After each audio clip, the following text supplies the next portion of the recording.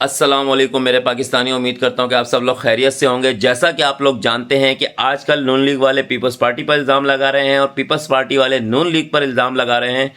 کہ تم فارم 47 پر آئے ہو۔ وہاں سے پیپلز پارٹی کہتی ہے کہ یہ جو نون لیگ کی حکومت ہے یہ فارم 47 پر ہے، اور وہاں سے نون لیگ والے بولتے ہیں کہ پیپلز پارٹی نے پورے سندھ میں دھاندلی کری۔ تو جناب، اس چیز کا صاف صاف حل یہ ہے کہ آپ لوگ میڈیا پر آئیں، حلفاً کہیں کہ کون فارم 47 پر آیا، کیونکہ یہ پاکستانی قوم تو حلف اٹھا کر بھی کہنے کو تیار ہے کہ دونوں کے دونوں فارم 47 پر آئے ہیں آپ لوگ۔ اور بلاول صاحب، ایک چیز آپ کی میں عرض کرتا چلوں، ساتھ ساتھ مجھے نون لیگ کی سب سے اچھی بات ایک بہت اچھی لگی رانا ثناء اللہ صاحب کی، کہ رانا ثناء اللہ صاحب کہتے ہیں کہ اگر ہم فارم 47 پر آئے ہیں تو آپ کے ابا حضور بھی جو صدر بنے ہیں فارم 47 کے ووٹ پر ہی بنے ہیں، اور یہ بالکل حقیقت ہے، کیونکہ صدر پاکستان کو بننے کے لیے M N A M P S کی ووٹنگ کی ضرورت ہوتی ہے، اور جتنا ووٹ ہے وہ فارم 47 کا پڑا ہے، جبھی جا کر آصف علی زرداری صاحب ملک پاکستان کے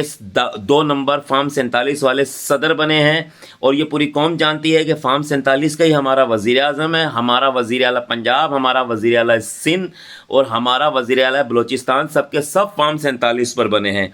تو اس میں کوئی شک نہیں ہے، یہ قوم صرف اتنا جاننا چاہتی ہے کہ یہ آپ لوگ واقعی میں حقیقت میں لڑ رہے ہیں، تو آپ قرآن پاک پہ حلف دیں آ کر اور کہیں کہ یہ حقیقت میں لڑائی ہے، جو آپ لوگ ایک دوسرے پر الزام لگا رہے ہیں یہ سچ ہے، کیونکہ اس قوم کو بھی یقین ہو جائے کہ اس دفعہ آپ لوگ لڑ رہے ہیں کتے بلیوں کی طرح، یا یہ صرف اور صرف عوام کو پاگل بنانے کا ایک نیا پینتھرا آپ لوگ لے کر آئے ہیں سامنے۔